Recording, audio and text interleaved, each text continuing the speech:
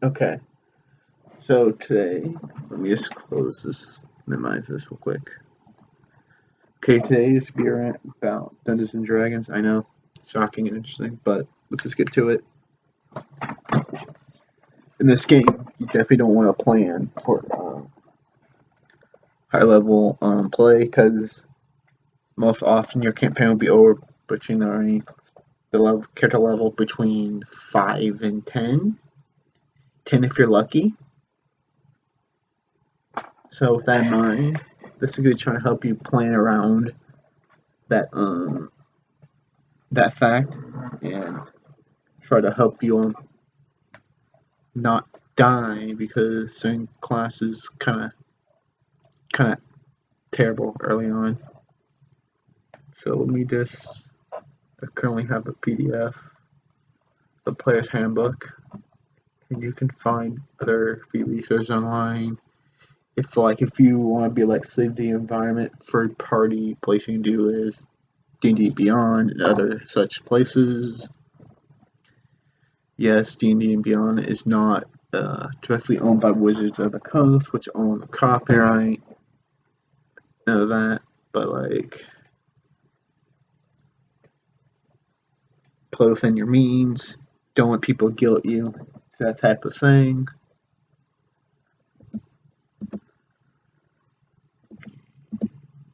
Trying to just give me a second.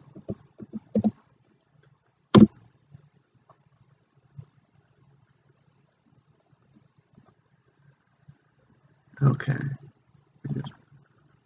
The first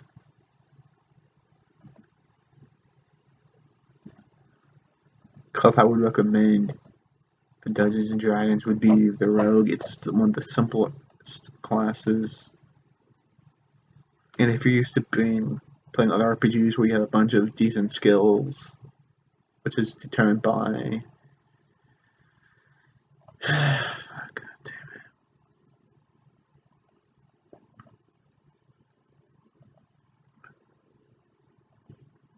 Okay. Why is this thing PDF so badly organized? They didn't even bother putting a fucking table of contents in it on the sidebar. That's so fucking lazy.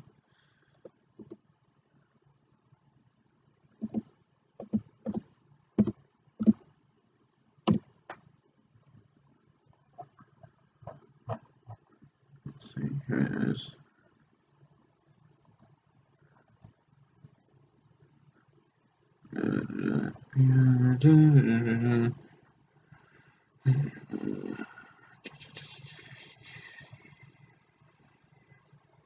Okay, here it is. Okay, let's skip to pay. If you're okay, making a rogue. From this example, we're gonna talk about the rogue class as a whole. We'll just keep this thing simple. Jump to the ability and the parentheses and all that shit. Let's skip to that. Okay.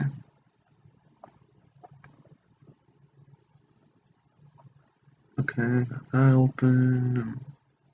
Let me just open something else. Sorry, I should prepare this ahead of time. Okay, let's see. Alright, standard array.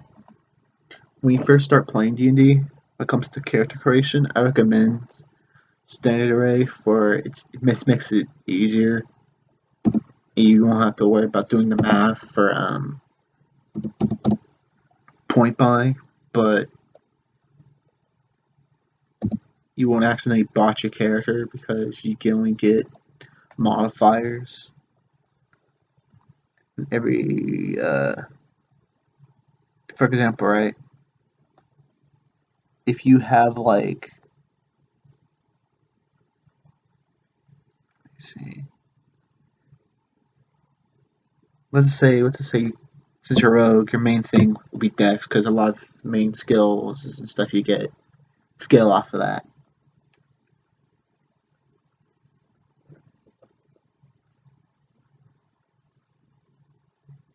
So like, fuck, I need this. I need my cheat sheets. I should have. Note to self: make standard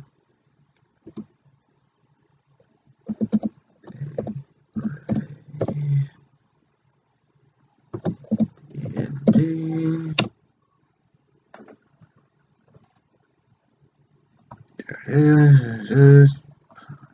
I don't care. Just give me the fuck. Oh wow.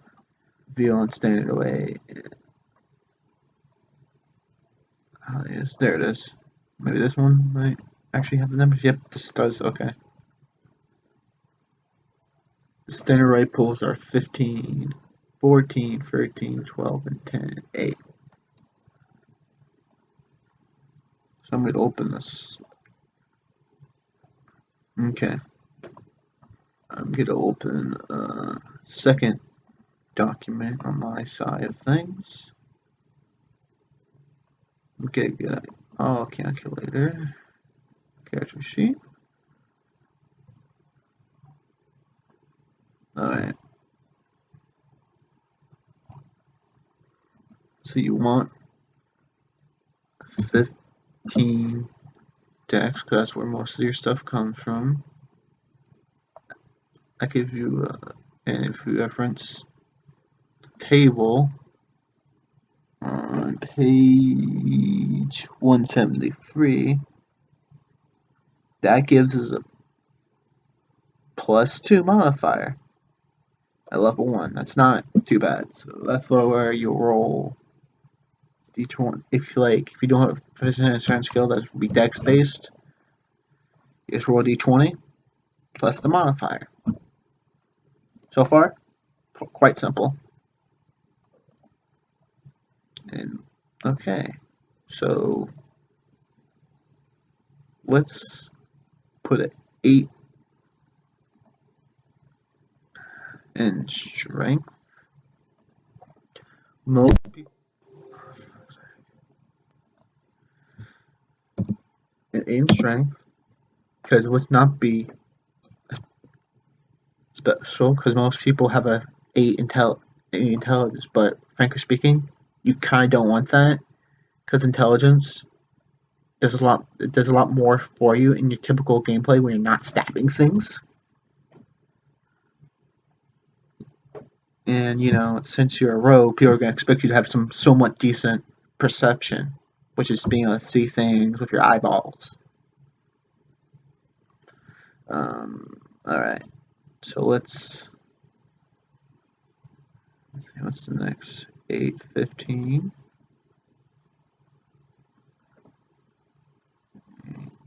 15, 14.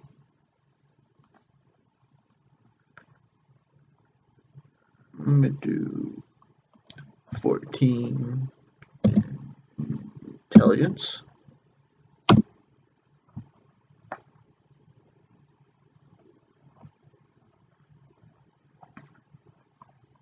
And your perception it goes off of your wisdom,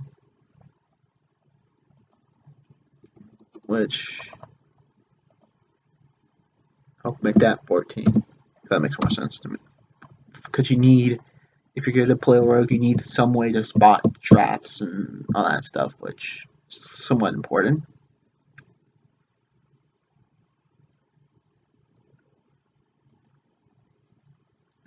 $13 would be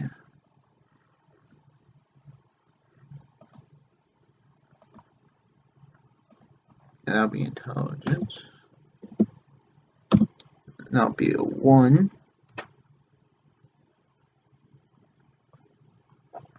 Okay, so far so good.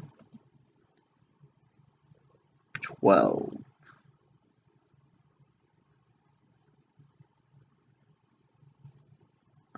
Fuck.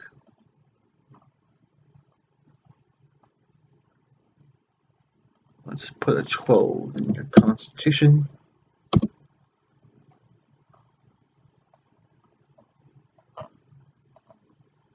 And let's put 10 charisma.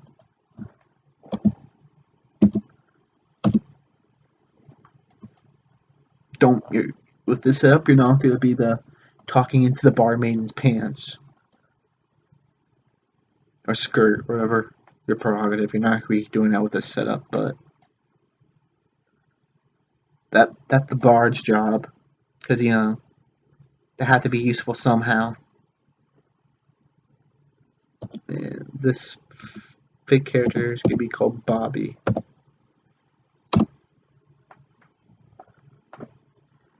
Okay, now here comes the fun part. Deciding the race.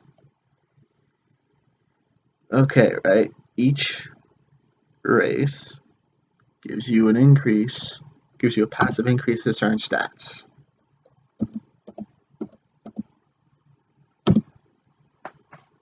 And here's the thing, right? If you're gonna be a rogue,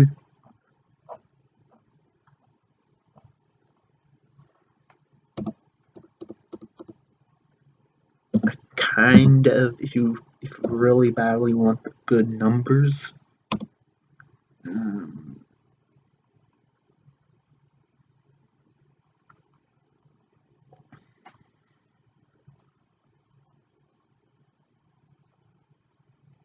I recommend playing an elf because they have a passive dex, and in the game they call them racial bonuses. I know some people say, but remember, this is being made with the. I'm saying from the perspective where you're gonna need, if you think your DM, when running the game, it's gonna be a bit of a, probably be a short one. You need to get some of the edge you can, and just take the improved racial score that benefits the character you're trying to go for, and just take the win. Move on.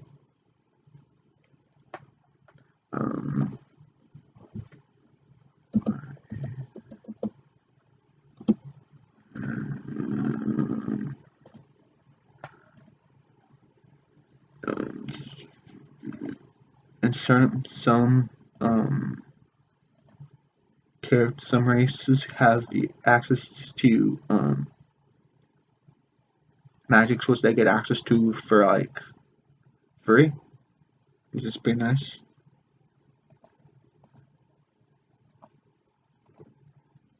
Like pretty sure drows get access to like let me see.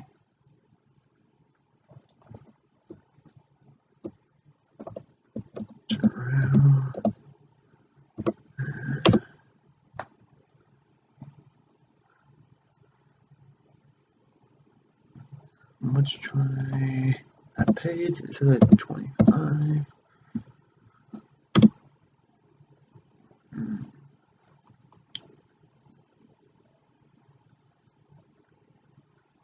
There it is. What else? Ability increase score. There was.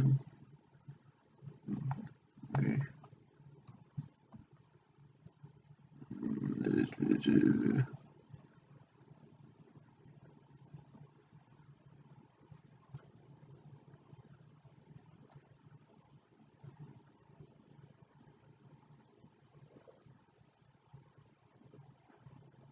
And I think you want to keep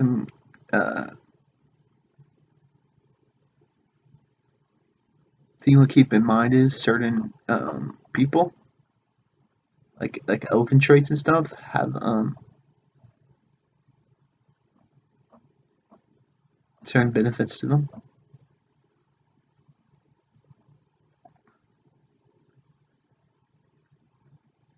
Like for example, right? Elves are in the D&D setting, are one of the more long-lived races. Like one of the reference points in the book itself is like 700 years. So let's keep that in mind. Like even the campaign is over, there's some of that.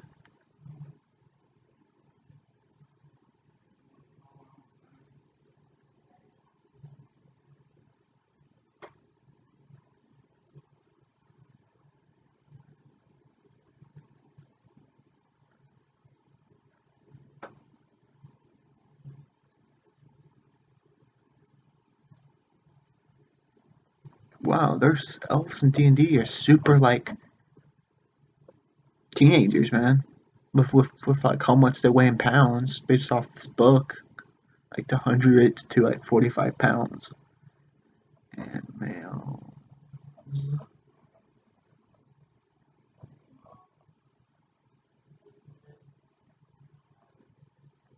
Yeah, it's okay. Some types of elves, and in the book there are examples of like elven names. Like if you need to see some basic stuff like RP stuff, like some of it's in the book. Like if you just read the flavor text.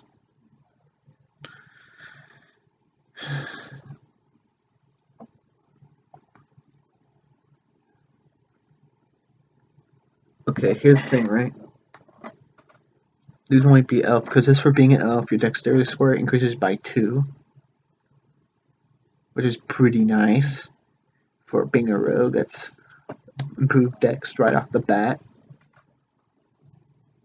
Improved alignment, size, speed of 30.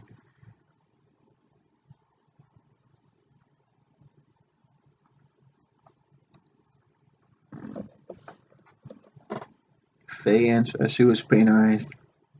You have advantage on saving throw against being charmed.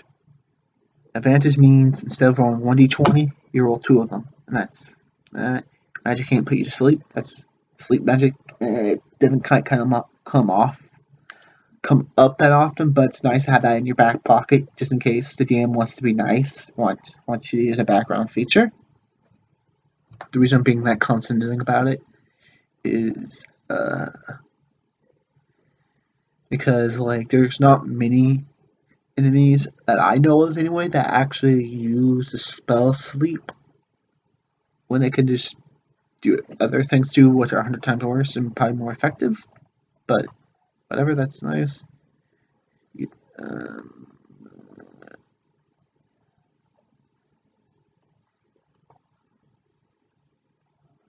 yeah, if you want charisma, I think if you want the whole elf benefits, but you want to be more charisma based, you can just try your luck with a trowel. Like,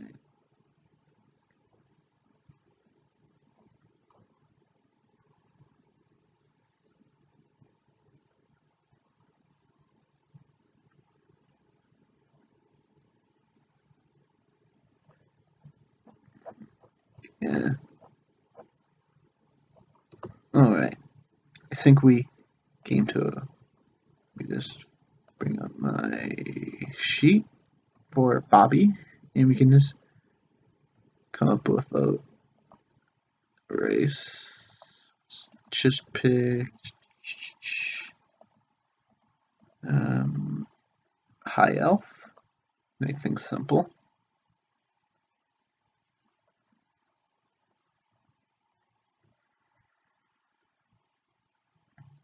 I get one language because of from the race. So let's put come.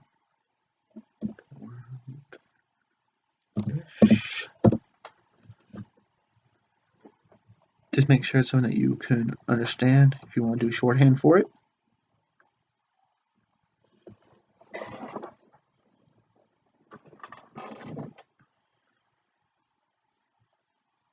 Okay, background. Here's the thing, right? Since we're doing, let me just let's do probably spelled that wrong. No, didn't. Yay me.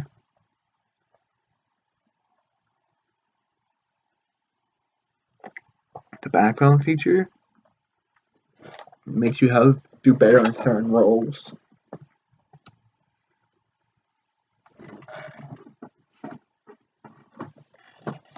So there since he is charismatic as a piece of driftwood that shattered amongst the rocks, charlatan would not make much sense for this person. But if you want to do charismatic, you want to be a lying bastard. You want to get the find it. It's like a part.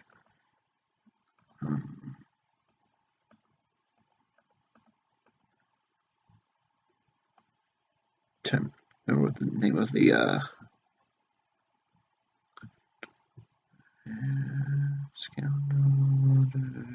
charlatan. Yeah, if you want the get better deception, like the barrel, that's it. You recommend for if you're using the same stat spread for this one.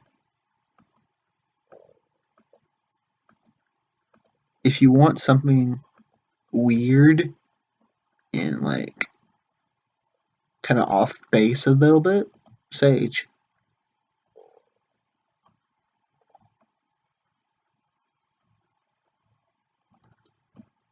Does it make sense in a bit? It gives you more languages.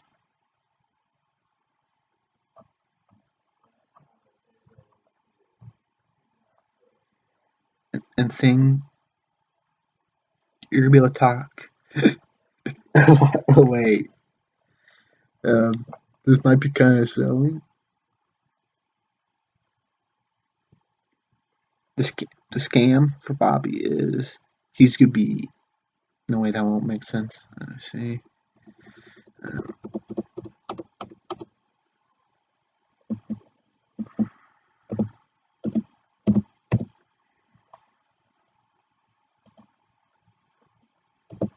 Enter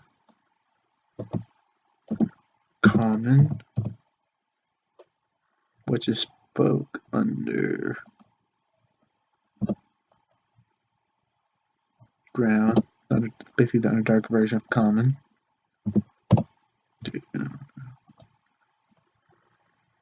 And since he's a rogue, he'll get thief scam, which is nice. Which is like, remember how in movies how you see people doing hand signs?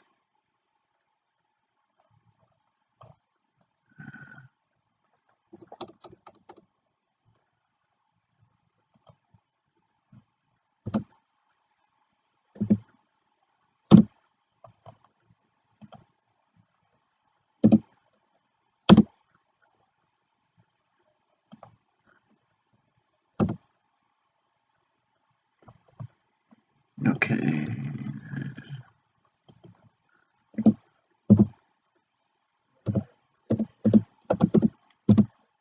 I spelled thing wrong. Of course I did.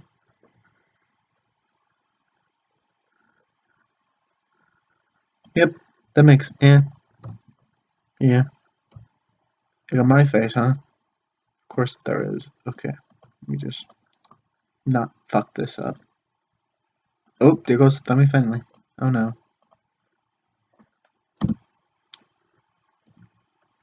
Yeah, if you're a child, don't play D&D. Just don't.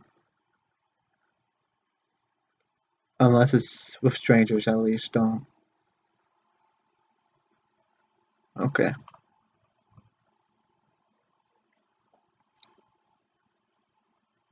Okay. Thieves count as basics. Fancy sign language. And a rogue should have a bunch of proficiencies and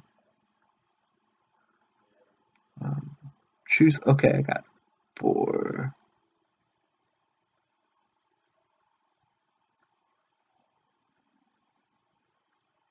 You get expertise at level 1,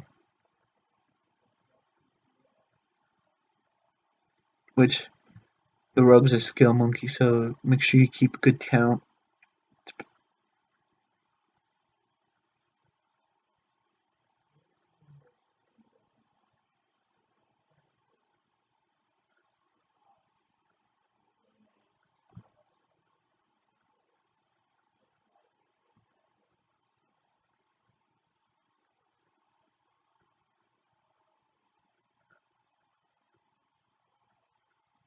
Actually, scratch that because it's either you really get thieves' tools or stuff, or tools that you can use to pick locks and stuff. We're gonna leave that to be to keep things simple. You when you row the skills you're proficient with at the start of character creation are um, 4. Imagine how many you can pick from in character creation. Since I'm a high elf, I have proficiency already in perception, and for my sage background, I got arcane and history. So the suggestion I would suggest is make sure you don't have too much overlap when it comes to like the proficiencies you get, skill proficiencies that you get between your class and your background. Make sure you don't have too much overlap on that, because the overlap is kind of like a waste. Because like those two things that you could be proficient in, they're always proficient in, so kind of waste thing. Um, your proficiency and stuff like that. Okay, let's see. Um, acrobat is kind of like jumping. So like if you want to jump a ravine or something, um, a flex is kind of like climbing. You know, like climbing up a tree. That's a flex. Deception, it's like lying. Insight is trying when you're trying to get a feel on some, a feel of like what how someone's portraying, if they're being truthful or not. But there's more to insight than that. But that could be entire thing. Intimidation, give my money, or break your legs. That's you know, using fear to get what you want. Investigation, looking for stuff. Perception, which are mildly um, provision because of high elf. Performance,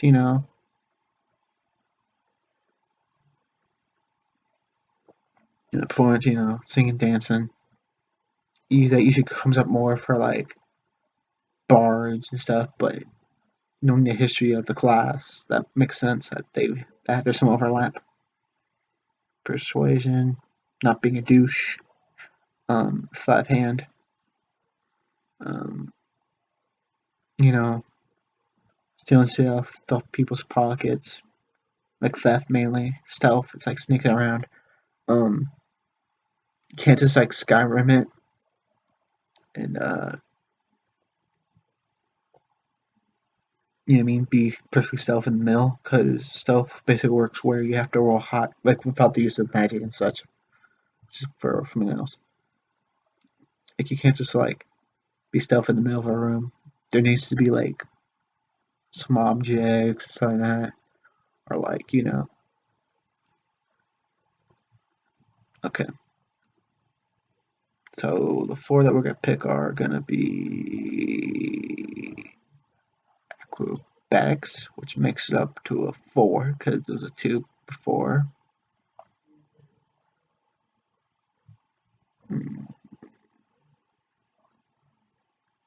Okay. Second one, this could be investigation. That's could make it a +3. That's 2. And the third one's gonna be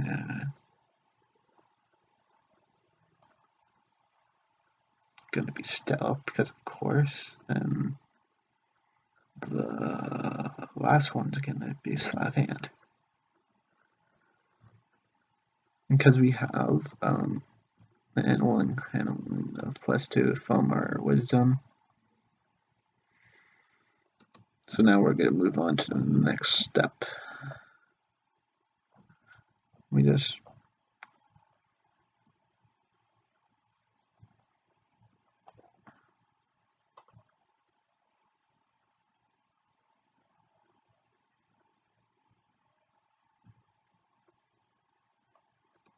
once per turn I can add damage to. Okay, the main ability that this guy has, the rogue has, he gains expertise with 2 skills, fast speed tool I'm proficient with. 2 more at level 6. So after a while, he gets a bit ridiculous when it comes to doing certain things and skills. So, because you're giving up quite a bit to do this, you're giving up all the magic and all that stuff. It's more of a somewhat support role, depending on how you play it. Once per turn, I can add damage to finesse or strong attacks. I have advantage. Don't need advantage if conscious ally within 5 feet of the target, and I don't have disadvantage. Basically, I can add finesse to damage slash on attacks. If you're shooting into an enemy who's like fighting with like the warrior stuff, that helps you out because they're within 5 feet of the target, which is nice. So basically, with the rogue, you don't put your face into their blades, okay? So that's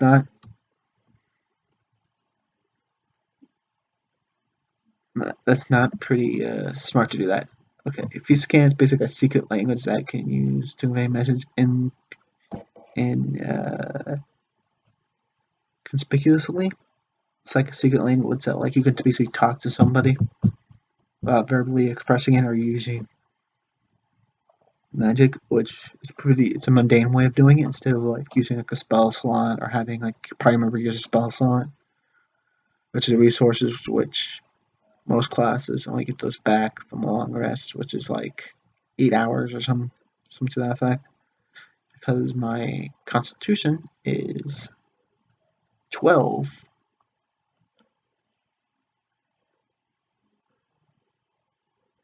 I get 9, which because the class and my constitution score is that, so that comes out to 8. So 8 plus 1, because the modifier is 9, because I haven't, and that's my hit die, which is determined by your class. So it's just max HP of 9.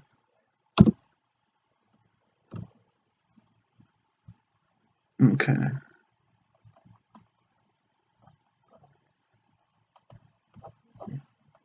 Now let's lock up for your starting gear. Your starting equipment, I should say.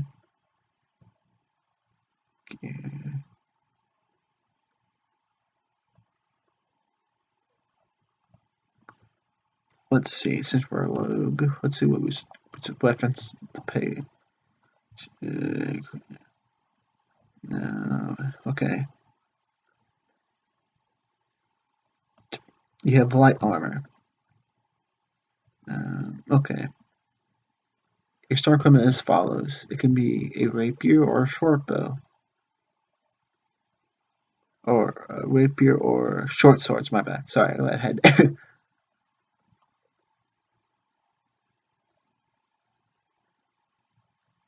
Okay. Here's the thing. I do not. Yeah, rocking up with 2 short swords might sound cool, but here's the thing. If you compare it, the damage kind of falls off because of how they do offhanded damage. So you don't add your attack modifier onto your offhanded damage. Like just to do that, you need a feat, which takes away from stat increases that you could be doing with that level. So how about no?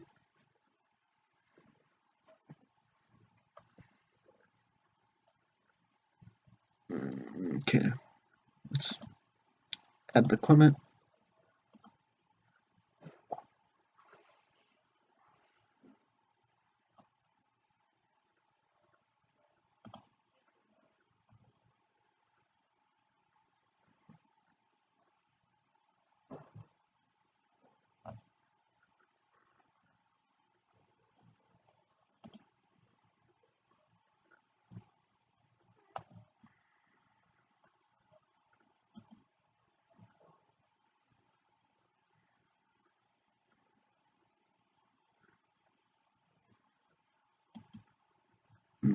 Let's see.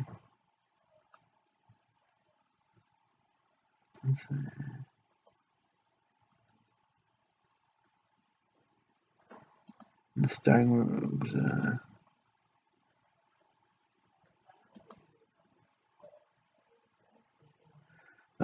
A rapier, a short sword, a short bow and quiver, 20 arrows, or short swords, burger's pack, or dungeoneer's pack, or an explorer pack.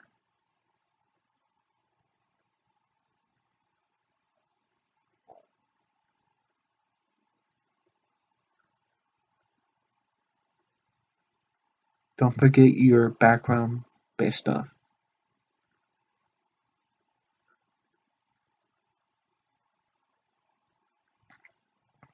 The reason why you pick stage is for the researcher background, and wait, I'll get to that later, and you stop jumping around. Pack left.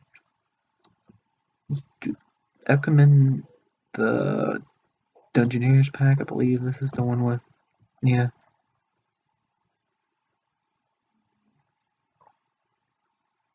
I recommend the Dungeoneers pack because there's a lot of stuff that's useful for you. It comes with tear box, torches, all that stuff. So,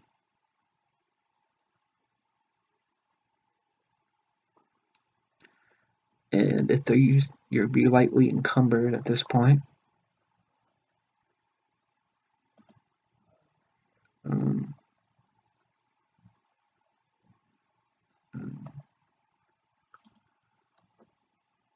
okay, now let's add on the. Let's give you a rapier. Rapier. Which is 1d8 plus 2. Damn, that's shit.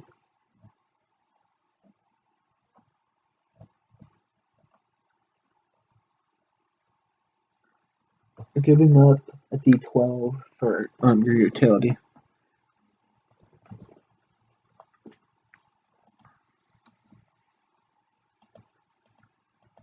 And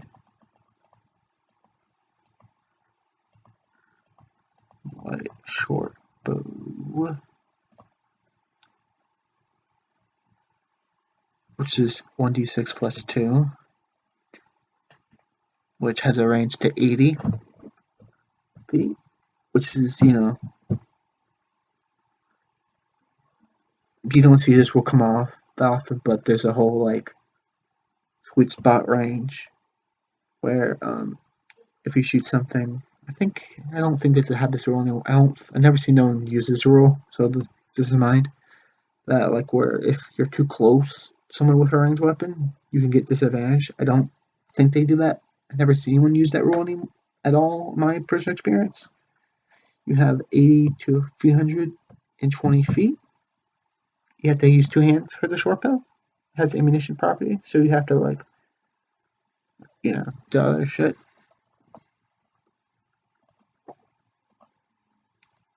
I believe you start with about 20 arrows.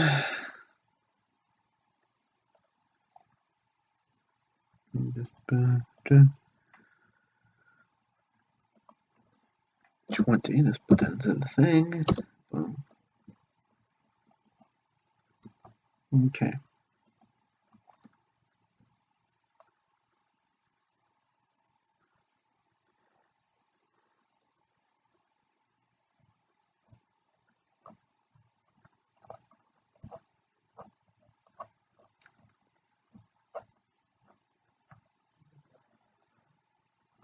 The sneak attack, scaled up with your levels. So at what level 1 you attack, when you proc, I should say, a sneak attack, you just tack on a 1d6 on top of your normal damage, which is pretty nice. Yeah, I know that makes 2d6, which that's the equivalent to some spells. So the thing is, you remember how in some other games, like, you're just fishing for crits constantly? with like certain range builds and stuff. That's basically what your game plan is for like a rogue in general. It's like you won't be fishing, you won't be popping crits as much and as often as possible via having teammates um, in positions where you're flanking and sneak attacking stuff. So you want to make sure you have advantage as much in whatever you can. You need to be on the exploitative asshole mindset.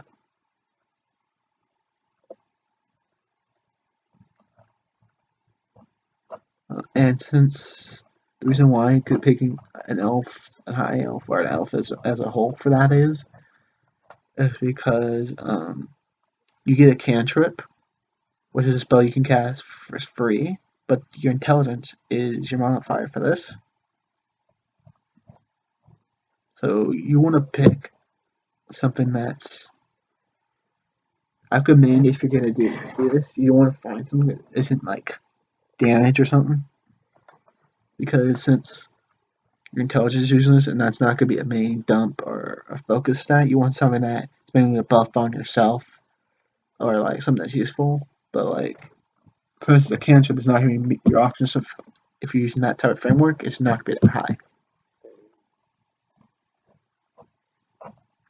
So let's move on to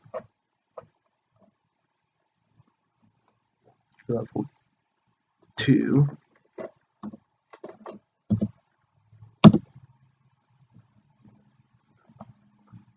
I'm gonna update the thing. I'm gonna stay rogue, baseline rogue. You're gonna get at level 2. This is where things get more interesting for you. If you didn't get like one shot by something because you outpositioned yourself. Um,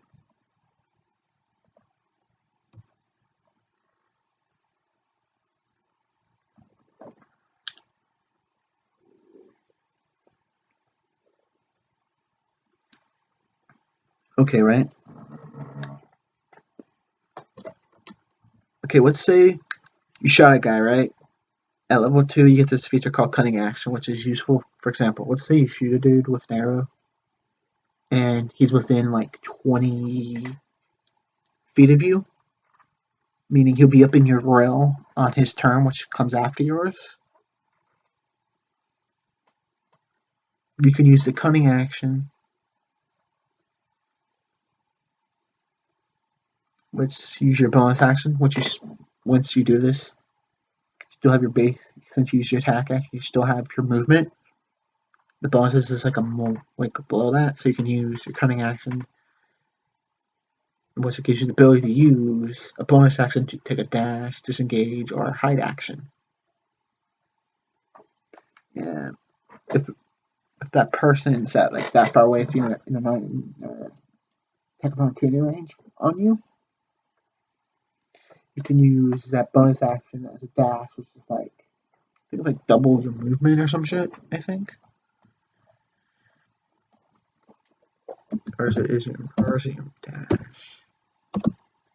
Rolls.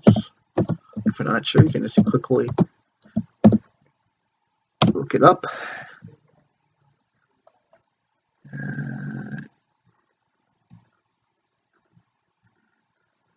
Bonus action dash plus regular action dash.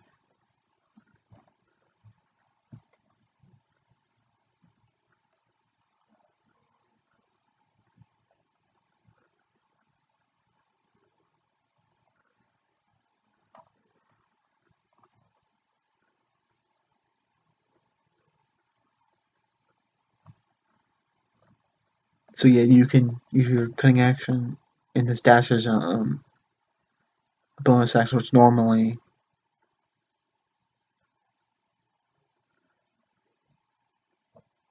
yeah.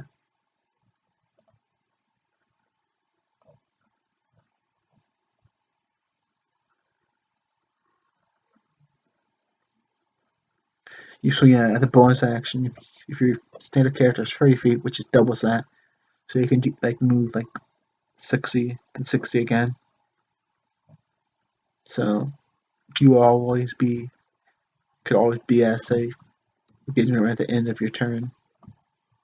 So which is pretty nice, which makes you gives you a lot more mobility on the field, so you can be in the exact places you need to be, so you don't get like counter sniped or like demolished by the guy with the big axe who can probably one shot you with his D12. His damage time of that. So, and another thing about being at level 2 is you got the cutting action, and level 3 you get your subclass, which they call your rogue's archetype. We're doing this to level 5, so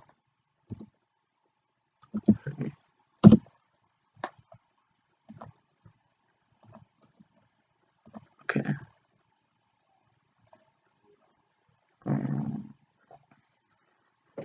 Okay. We're gonna keep it simple. We're gonna do the scout.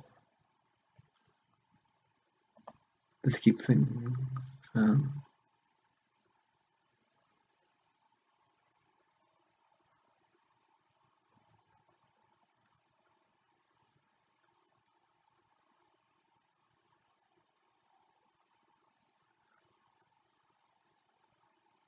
So far, so good.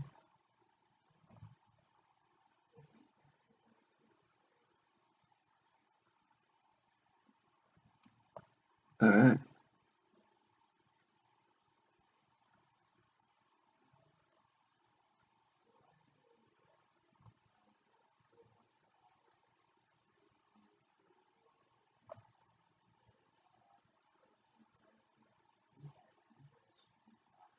Okay, we're gonna use your 6. So now at 3.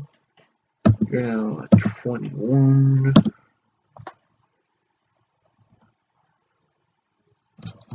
You're not. Let's just hope you don't. Great. A warlock can probably kill you in 2 turns. Congratulations. There you go. Let's just hope the player, the warlock in your party, doesn't get lucky with his Eldritch Blast in the back of your head.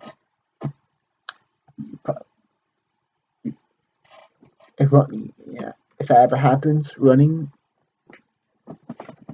Let's see. Yeah, running's not a. From him, it's probably not a good idea because Eldritch Blast has it. Wait, why the fuck? Wait, what? What is this? Why do I have expertise in this?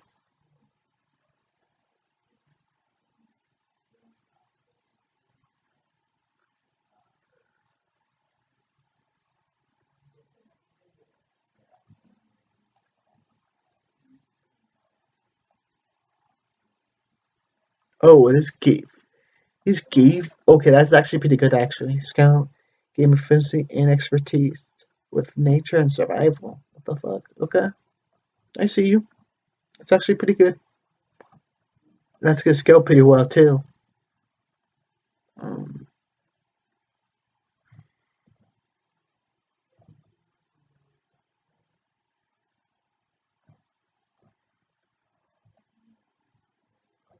and let's see. At level 4, what else do you get?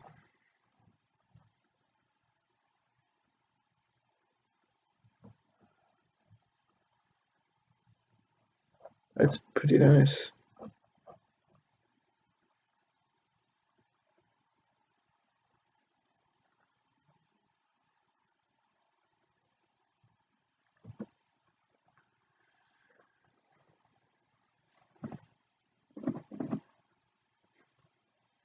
So with this, the skirmisher, you might have to get this approved by your DM.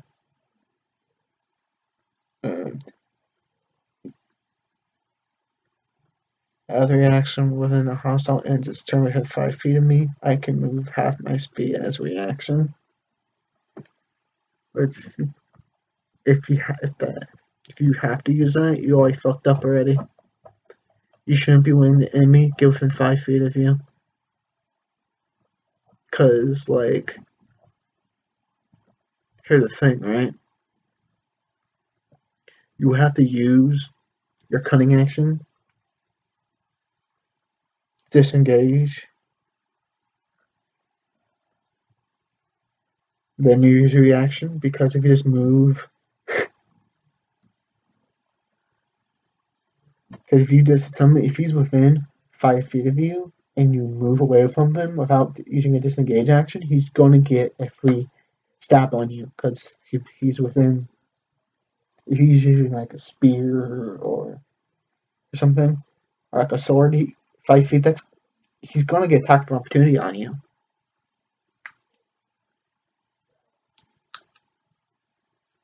Even if you're not sure, you probably should just use your cunning action to disengage, and then use your bonus action, your reaction to move away.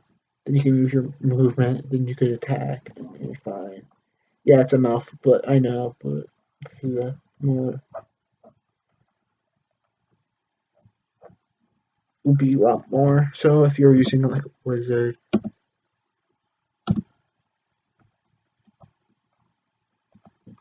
because if your book, for example, right, if you're a wizard and your spellbook is damaged, you're kind of nerfed into a building.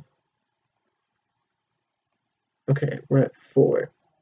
Level 4, which is a fun level where you either get an ability score increase by 2 points, or you can get a feat.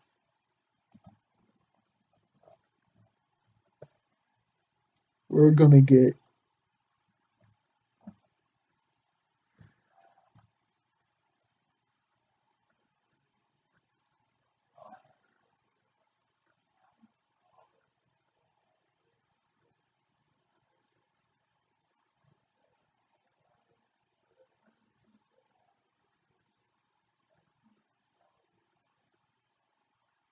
okay. Forgot to add in. Don't forget not to add your thing.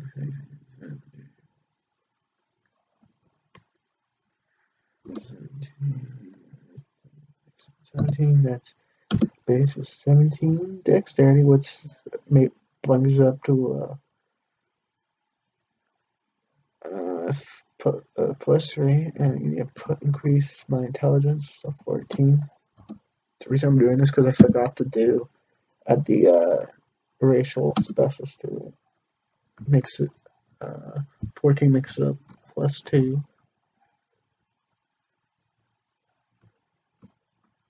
Okay, now it's time for like when you're making here, you want to make sure you confirm that he's going over level 5. If he even knows, for you can make a more informed decision when you hit this point of your character creation, or like character progression, I should say. Okay.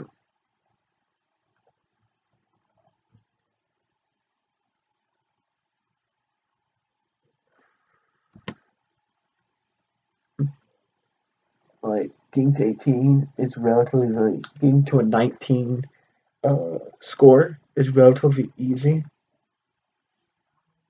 If you stand array and you make it your focus score like a 15, and then you pick a race that has a plus 2 to that particular score. 15. So that's 15, 16, 17, which is the plus 2 from your racial ability. Another plus 2 from the level itself, which is a 4, which makes it to like a plus 4 for dexterity, which makes things get real nutty. We just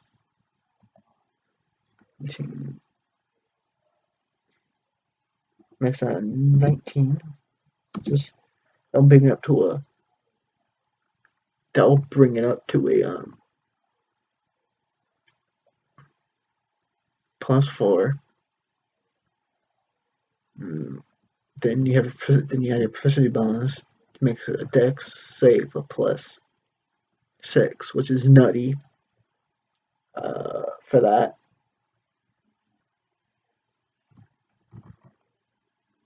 So if you want, you're doing fine, and the DM's being super nice on you at this point, and I think you're doing fine.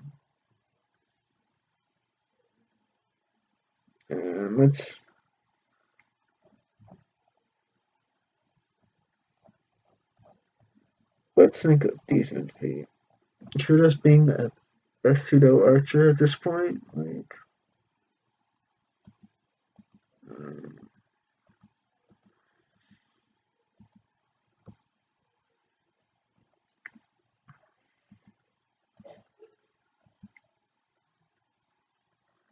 if you were having bad luck, lucky feet, can luck points roll an extra d20 for attacking, being an attack and ability check. Saving throw before the outcome is determined. If more than one creature uses luck, no star rolled. I gain expand luck points when I finish a long rest.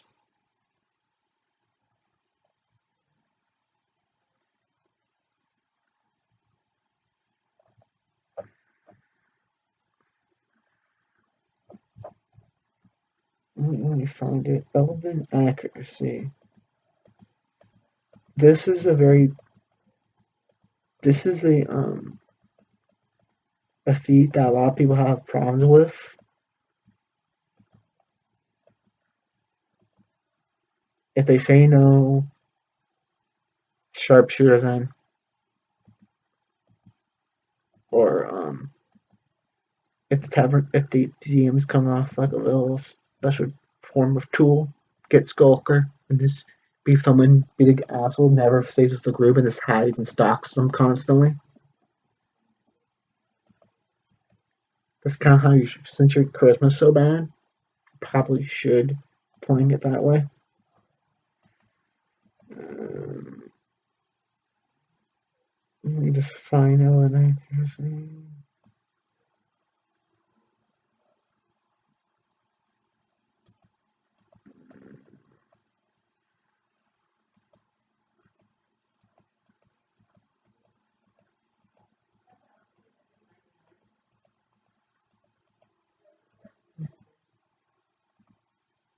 If your since you're focused on what's mobile, it's pretty nice. When I use the dash action, which you can do super easy because if you're cutting action, right?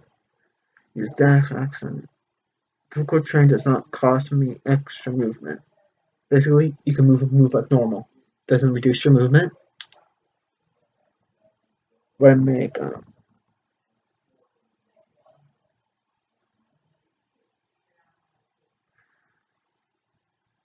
I make a attack against a creature, I don't provoke attack of opportunities from that creature for the rest of your turn. That means you can hit and run like a motherfucker. Meaning you can like stab someone in the booty hole with a sneak attack with your blade, or shoot them with an arrow. Use your cunning action to dash. And since you have the mobile feat, they won't they won't get attack of opportunity, which is pretty worth it. And you get plus movement speed, which improves plus 10 to your feet to your speed, bumps up to 40, which increases your dash again. So I'm fast as fuck, boy. It's basically what that turns into. So no, let's bump it up to a 5.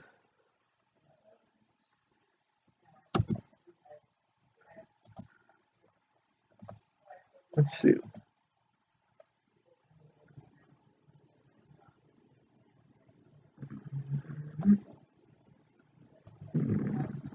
Okay, so far, so good.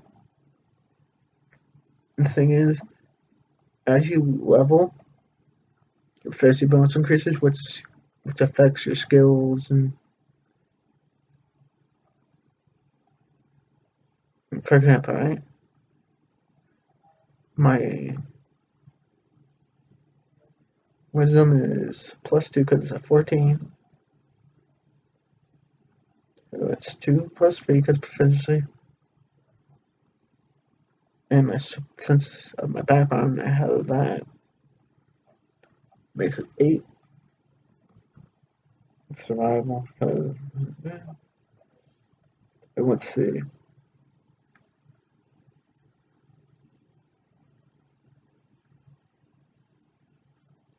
Okay.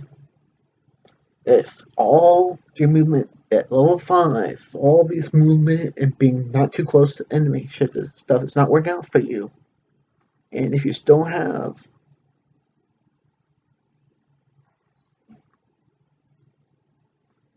your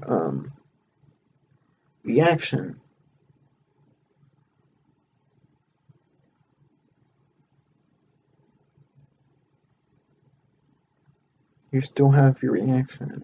you can use a uncanny dodge, which halves damage you take, which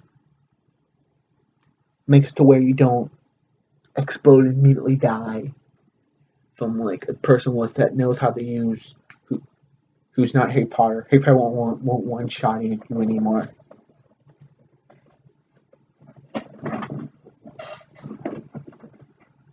So that gives you some chance of surviving, but you have to make it to level 5 for that.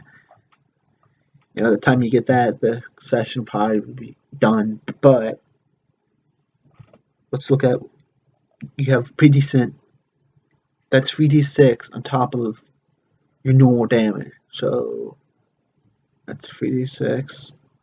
Let's just use a bow, for example. That's 3d6 plus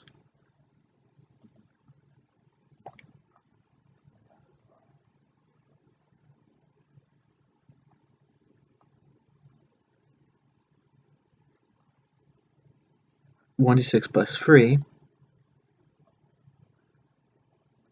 damage. So that's 4d6 plus 3. And we'll have +6 to hit, which it's not too bad.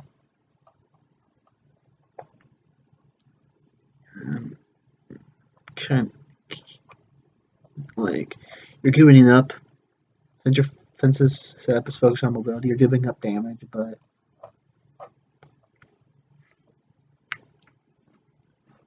the thing is, if it is going a bit over 5, like, it will start evening itself out. Okay, let's bring up some spells. D&D spells. Let's compare 46 to some other spells in the game. D&D spells 5e. Let's compare different spells.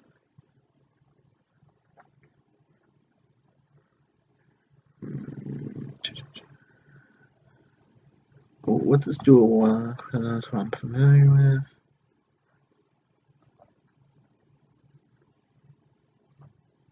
with. Other spells.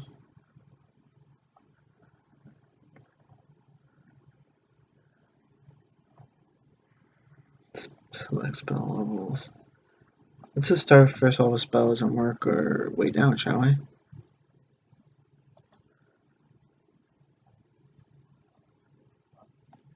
Let's start with Arms of Hadar.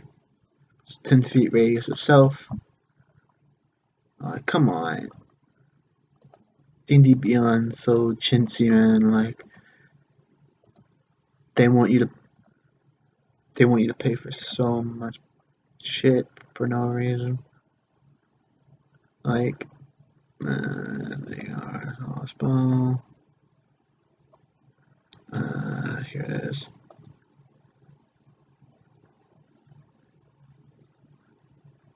Let's see what's done. Okay, this is Arms of Power is. Got this power, there's power. What's it? Okay, 2d6. This is Arms of Hadar is 2d6 worth of the croc damage.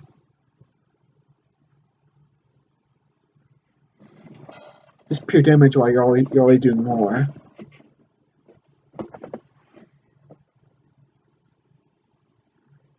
And increases the 1d6 per spell slot you use.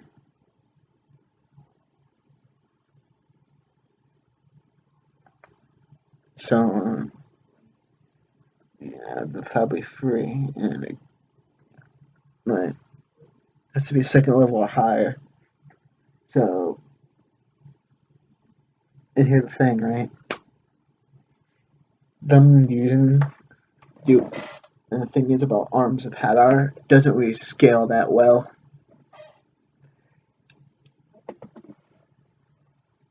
Because for them to be using something that scales up to that, using a lower spell to scale up, it's not really worth it for them to be using.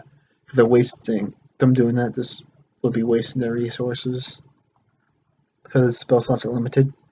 Because we just go to second level spell slot.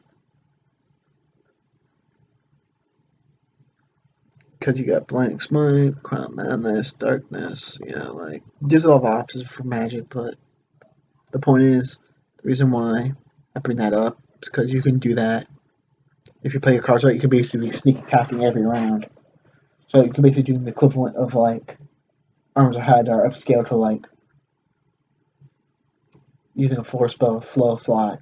For some reason, somebody wants to use that low of a spell, or the equivalent of a third level spell slot that you using Arms of Hadar, but I don't know why someone would do that. Just use, like, Eldritch Blast at, like,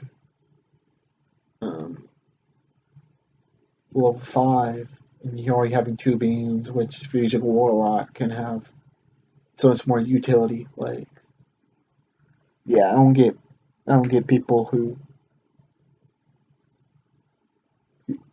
all they use are low level spells for no reason. It's, like, not worth your time using them. Like, upcasting them, I should say. Okay, what else is left? What I'm saying, I haven't mentioned why we picked Sage.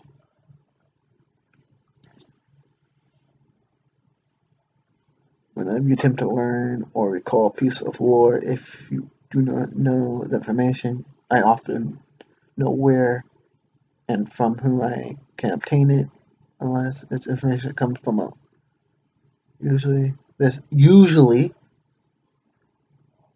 I mean, they can come from other places. This information comes from a library, university, or other learned person or creature. Unearthing deepest secrets of the multiverse can require adventure or even a whole campaign.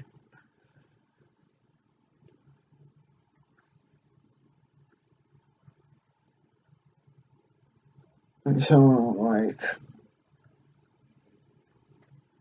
which the reason why, yeah, it seems a bit more fucking dirty character, but the thing is, if you're gonna be thieving, like, you're probably gonna need to know where to find schematics and prints and planning type stuff.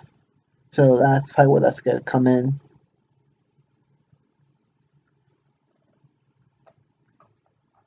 The thing is, you're probably do a lot. The thing is, you probably want to do more of the groundwork yourself because NPCs are kind of incompetent at one point or the other at some point. So, yeah, I'm gonna save this because this is actually somewhat nice looking thing I actually want to play as at some point.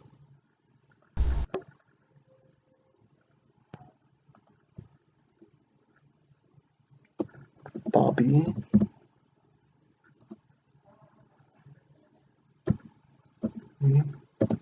Mick Shanks. Bobby McShanks. Yeah, that's it. And I think, let me see. There are a few things I forget to mention, but I think I've been going long enough. It's gonna be a pain to edit all this and put together, but I think it'll be worth it. Very good change of pace for content, I think. Have a good one.